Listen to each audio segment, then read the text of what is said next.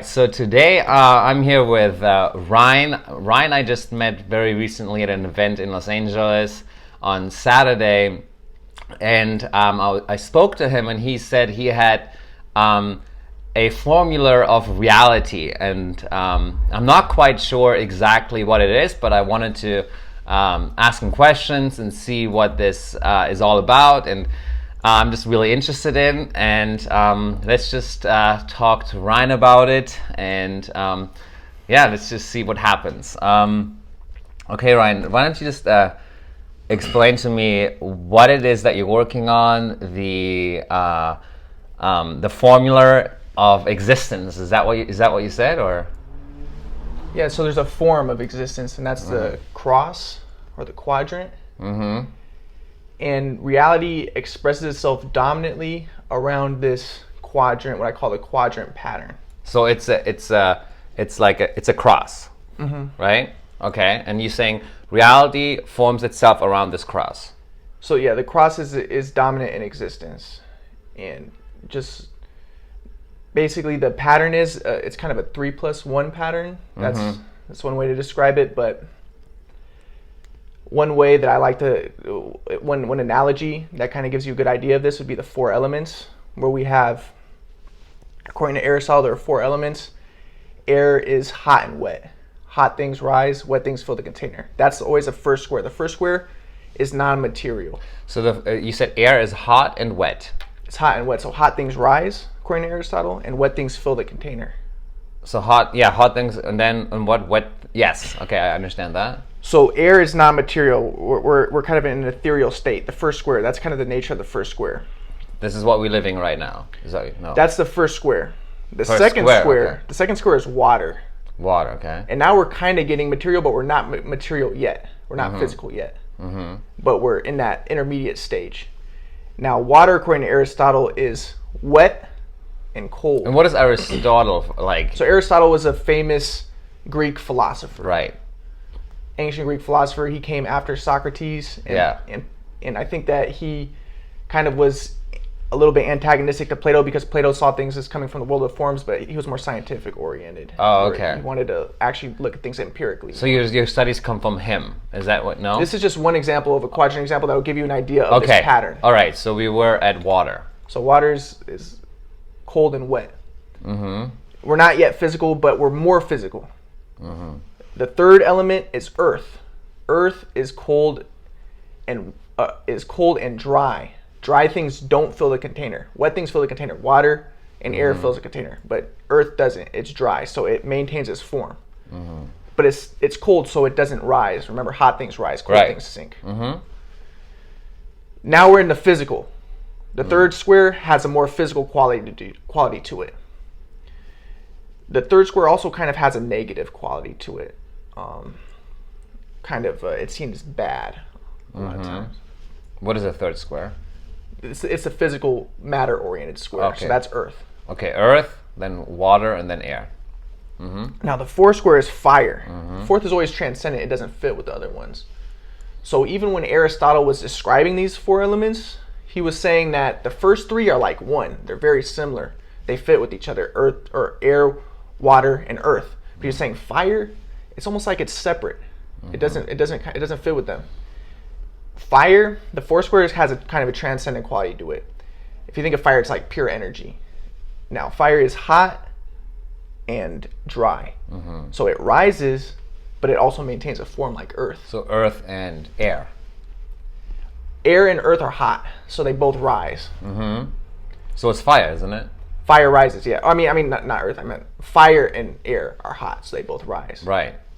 But fire and earth are both dry, maintaining a form. Okay. Whereas water and air are wet, so they fill the container. Okay. So fire is the one that doesn't fit. That's the nature of the fourth. Now, Aristotle said that there might be a fifth. Ether. But he said that that's hot, cold, wet, and dry all together. The fifth has a quality of being ultra transcendent. So the fourth is transcendent. Now we're in the fifth, which is ultra transcendent. I know the Aztecs, when they talked about the number 5, they said it was related to excess. It's like too much once we get to the number 5. But it's the way I see it is 5 is like God. 5 is the divine. Right. Once we get to number 5. And for instance, Plato, he described the Platonic solids. One was a tetrahedron, which he related to the fire. One was a cube, he related that to earth. One was the icosahedron, which he related to water, I think. And I always remember 3 of them. But then there was, what was air? It's a shape, yeah? It doesn't matter which ones are which, but there were 4 normal ones that he related to the 4 elements. But then he said that there was a dodecahedron, which was the divine one, which is ether, related to ether. Right. Which is the invisible. Which is like God. Which is the invisible. Yeah, it's invisible. It's just super transcendent. That's where we're getting our thoughts from, possibly. And the 5th is just it doesn't belong. Like right. The fifth is always, I would say, it's questionable. The 4th is transcendent. The 5th is questionable. Okay, so that's the form of existence, so to say, right? And you work on your website. So what is it that we can do with that, or so why are you studying it? What I'm showing in this website is, if you're going to look at existence, you're going to see that this pattern dominates. It's everywhere in existence. It's ubiquitous, and what I'm going to demonstrate is that it's not a random pattern. There's a structure. There's an order to reality. Okay. And this is the order. Maybe give out more examples. Let's say. So I'll just run through some examples now. We have the blood types. This is the simple model. A, B, and then O. O would be the transcendent 4th one, because someone with an O blood type can give his blood to someone with an A blood type or a B blood type or an AB blood type. Right. So the 4th is kind of transcendent, but it includes the first 3. It has just O. We have A, B, and O. Yeah. Right. Okay. So O is a transcendent 4th. Now we have the DNA nucleobases. We have A, C, G, and T. That's what is that? Adenine. Is that the superaminos? No, what is that? So the DNA is a nucleic acid. Okay, that's in depth. Okay, I didn't know that. I know we have a double helix. I understand that. So that's a little bit more advanced. So there's actually 4 types of macromolecules. Again, this is another example. Nucleic acid is the 4th type. And what there's carbohydrates, proteins, lipids, which are fats, and nucleic acids. Nucleic acid is like DNA, RNA. What was RNA again? RNA is the same thing as DNA. So DNA is made up of adenine, cytosine, guanine, and thymine. Right. But again, remember the 4th is always different. DNA is made up of adenosine, cytosine, guanine, and urine. So that urine? Yeah, urine. Okay. I think. Yeah. Maybe it's like uracil or something. It could be uracil. Okay. It's not like urine. I don't really remember. Let me look it up 1 second. It might be uracil, because that would be funny if it was, because that does sound like urine. I think it's uracil. You're right, yeah, it's uracil. It's like urine. Yeah. So you see, there's so much stuff for me to remember. I can't remember it all, of course. But that's all scientifically based right now. That's your research, right? It's mainly scientific. And I'm just looking for all the examples. So those are 2 examples. Now let's just look at some physics stuff. It turns out that all of reality is made up of 4 particles. We have the up quark. What we have? It's the up quark, the down quark, the electron neutrino, and the electron. The electron, say it one more time. The up quark, the down quark, the electron neutrino, and the electron. Or actually, I want to say it in a different order. The up quark, down quark, electron, and then electron neutrino, because electron neutrino is the 4th transcendent one. Okay, I don't know what the up quark and down quark is, but now the first 2, I always see them. They're it's a duality. The first 2 are very similar, and you're going to see a lot in the names of them. So, for instance, we have 4 mechanoreceptors, and the first 2 they sound similar. And this one's the same thing, the up quark, down quark. they have the same. That's the same type of name, right? Yeah. And that's the air and the water. The first 2 is a duality. Now, then we have the 3rd one, which is the physical one, the doer. The 3rd, remember I said when I was relating them, it's the earth one, and it's always related to action, more physical oriented. That's electron. That's the one that's doing all the action. I guess electrons are moving around in the probability field. Right? So protons are made up of up quarks and down quarks. Oh, I see. Okay. So if you break up a proton and a neutron, you're going to get up quarks and down quarks. So that's why there's only 4 particles. Oh, wow. Okay. That's so good to do this, because like whatever I know now, it's good to look back and then revisit that information. I think so. And Yeah. I'm not an expert at this, at all this. I could be wrong about some things, but from my research, I'm not going to say like I'm not a PhD in physics or anything, but this is what I've studied, and this is what I know about it. So up quark, down quark. Then we have the electron, and then the electron neutrino is a transcendent fourth one.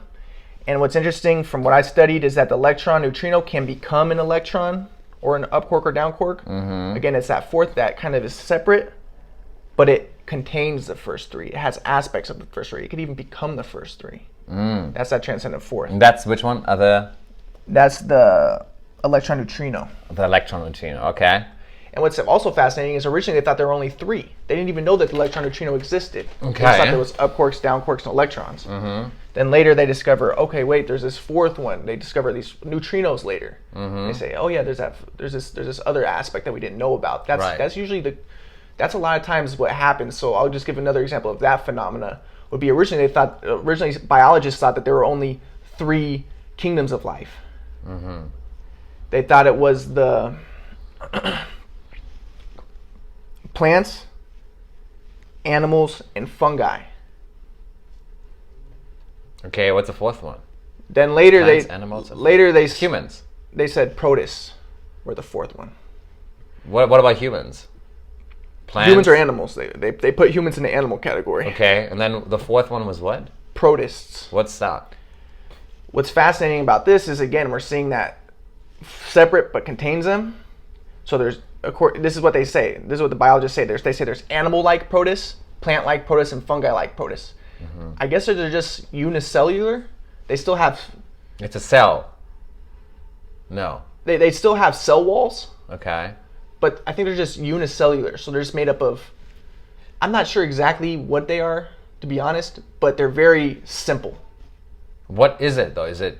Like slime molds, I think, are protists. They would say slime molds. Slime molds, okay. Yeah, are an example of protists. So those are the four kingdoms. Again, my point was originally I thought there were three. Yeah. The animals, well, I would say the plants would be the first square because the first is always, it's like the air one. It's less physical. Yeah. That's plants. And it's not action oriented. Then we have fungi, which is, I see them as kind of more like water oriented. They're getting a little bit more physical, I guess. And they also have a homeostatic property. And that's a lot of times related to the second square, a homeostasis property, quality to it. Then we have the third, which is the animals, which are the doers. The third is always related to action. If you think about animals. So the doers, actions, and what was the first one again? The physical. The first one was plants. Which is? That's the first square. So plants are more ethereal. I look at them. Ethereal. More intelligent. The first square has a quality of being intelligent. Yeah. Okay. And if you think about plants, that's what you think about, right? Super intelligent. Yeah. Yeah. They have their own intelligence. Like ayahuasca, marijuana, there's an intelligence. You think of them as like very peaceful and nice. Like plants are just... Well, they can be deadly too. They can be deadly too. There's some really, powerful ones out there. But they could also give... Same thing with mushrooms. They can give you hallucinogenic insights, experiences. Exactly. But these are just the dominant qualities I'm looking at. So I would put plants in the first square, fungi in the second square, animals in the third square, and then protists is a transcendent fourth. Protists are because there's animal-like protists, plant-like protists, and fungi-like protists. Wow. And it's the one that they discovered later, kind of like the neutrino. So they discovered that one later. Okay. Let me find. So another example, just a very simple example, would be the fact that there's 3 spatial dimensions.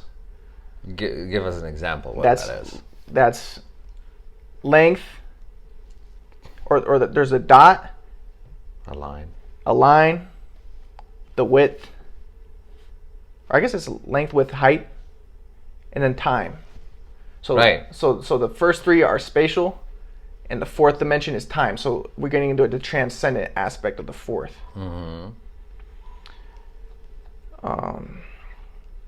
I think this is an interesting one. It's 4-dimensional, right? Yeah. Yeah, we're talking about 4-dimensional. Yeah. And then people say, okay, well, what about the 5th dimension?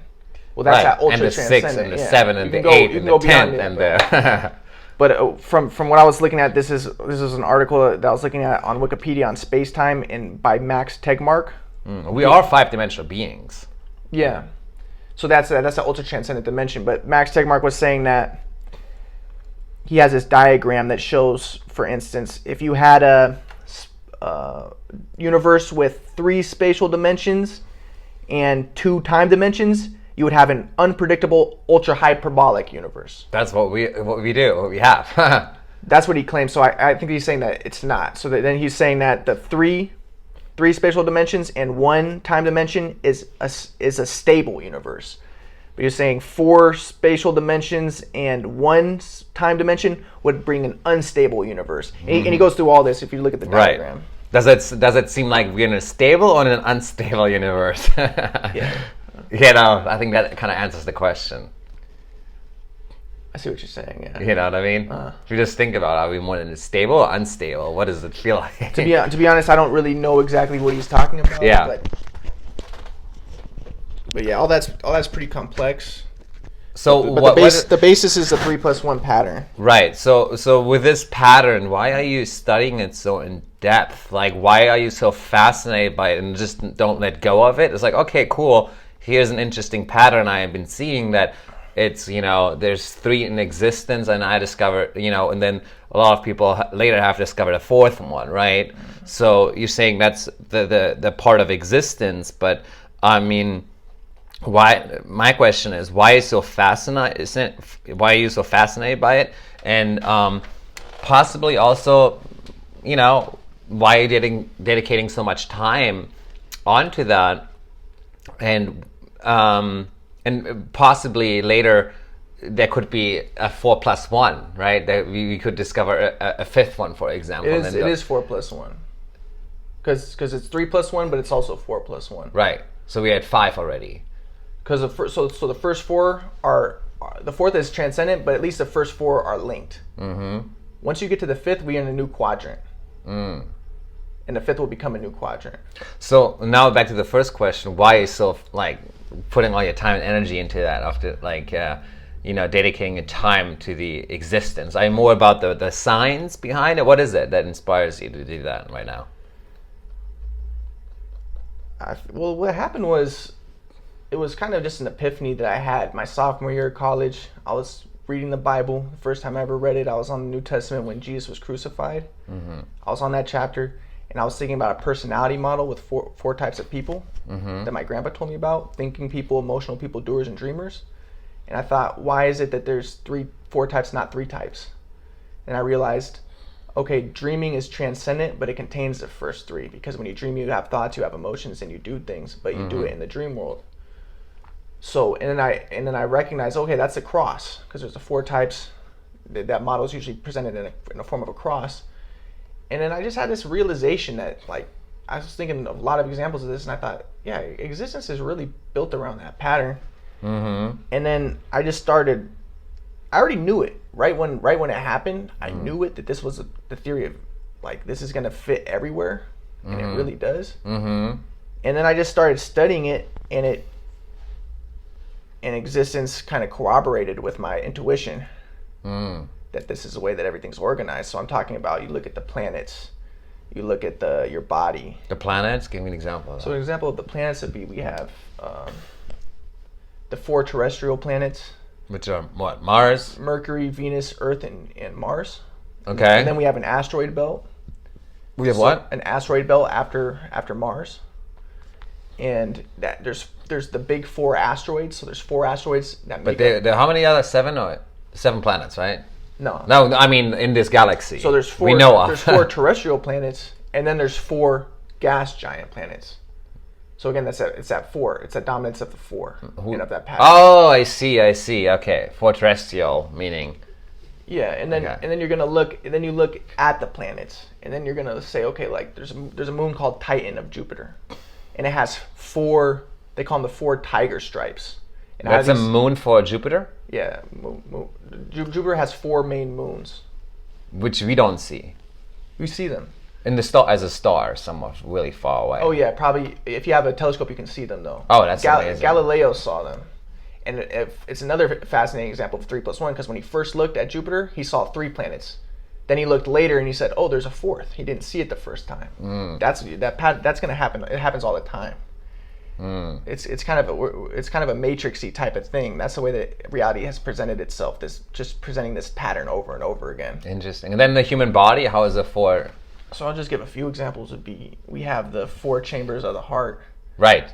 We have the 4 lobes of the brain: the frontal, parietal, temporal, and the occipital lobe. I know 3. Which one was the 4? Which is so the occipital, the frontal, the reptilian, and the midbrain. These are the 4 lobes of the brain. You're talking about like deep within the brain, but I think it's just a cerebellum. Oh, okay. Is it? Yeah. Okay. So there's 4 lobes of that, and occipitals for vision, temporals for hearing, and it's homeostasis oriented, so it's a second square. The parietals more for action, for movement and stuff. So that's the third. And then we have the frontal, which is a transcendent part, which is responsible what about for rational thinking. what about our senses? There's more than that, right? So actually, the thing about senses is there's like 9 senses. A lot of people think that there's 5. No, there's way more. That's what I'm asking. That's why But if you study the senses within themselves, what are the 9 senses? Just go through it. I think there's seeing, hearing, vision. Seeing, touch. Isn't that the same? Seeing and vision. So what's another example of this? Actually, which is a fascinating one, is Aristotle said there are 4. 4 senses. He said there are 4 senses because he combined. He said that taste and touch are 1 sense, and he related the 4 senses of the 4 elements. So he said that seeing is related to water, I think, and he said maybe not air. Or I forget which hearing ones. is air. Maybe I don't know. Maybe hearing. I forget. But he related them. He said they're related to the 4 elements. And but yeah, so then there's taste, touch, and then there's I guess there's a sense of heat. There's a sense of balance. There's this sense of pain, and there's other senses apparently that they describe. And I guess it goes all the way up to, people say there's 11 senses. Interesting. Okay, that's super interesting. So, and what is it that what is the end goal? Do you have one or no? you're building a website around it right now? So the end goal is ultimately that existence we're living in the quadrant reality. I call it, this is a quadrant reality that we're in right now. What do you mean by that? That like everything is 4? No. Not everything, but it's dominant. It's expressing itself more than anything else. Right. I mean, science now. All over. Science is getting into it now. And deep spiritual teachers saying that it's a hologram. What is it? A hologram simulation. That's what we're living in right now. That's possible, but the way that I see it is, it's more. It's more complex than that. It's actually more mystical than that. It's more transcendent than that, because what I've experienced, I think it's beyond simulation. It goes beyond that. Which goes back to mushrooms. So. Yeah. Okay. Yeah. And so, what's the the end goal? Like, if you come back, do you have an end goal with this, or no? Or are you just doing in depth, right now, science research papers for the world, or what is the? It's just research. So right now, I'm just giving you guys all of the data. Yeah. So it can be, you can see without a doubt. I show you so many examples, and I'm talking about. I told you about the science stuff. But I'm talking about, look at art. Look at, for instance, painting, music. Look at religion. The way that religion's, I'll give an example in religion would be the 4 Vedas. Originally they had the triple Vedas, where they had only 3, and they called them the triple Vedas, and then they add a 4th now they call it the Khatir Vedas. So, and we have the 4 Gospels, where we have Matthew, Mark, and Luke, and then those are called the Synoptic Gospels, which means seen together because they're similar. The first 3, and then we have the 4th, the transcendent one, the Maverick Gospel, John. If you just look at the New Testament itself, it's made up of four types of books. We have the Gospels, Acts, Epistles, and Revelation, which is that transcendent 4th. Cool. So I'm just giving a lot of examples, giving a lot of data, and really the only way that you can be convinced, because I can't remember all this stuff, is just to look at all of the research I've done, and especially on my Facebook. Right. Why don't you just tell everyone who's interested in this, if they want to follow maybe your studies and get in contact with you, where they can find you, you know, and look at the data, why don't you just tell them where that is? So just go to quadrantmodelofreality.com, and it's spelled QUADRANTMODEL of reality, REALITY.com. And what I recommend is going to the Facebook links, because the Facebook links are going to take you to a lot of sites. What they'll do is, for instance, I have a link that'll send you to an art site, or just if you want to look up music, I have a link that'll send you to music sites, which will just give you a lot of examples in music or in painting or in different fields of this pattern. And basically, I'm just showing that it really is the dominant pattern in reality. That's awesome. And then, how do people get in contact with you? Do you want to maybe give your Facebook or maybe email if you meet other like-minded people? You know. So my Facebook is Merk Diesel.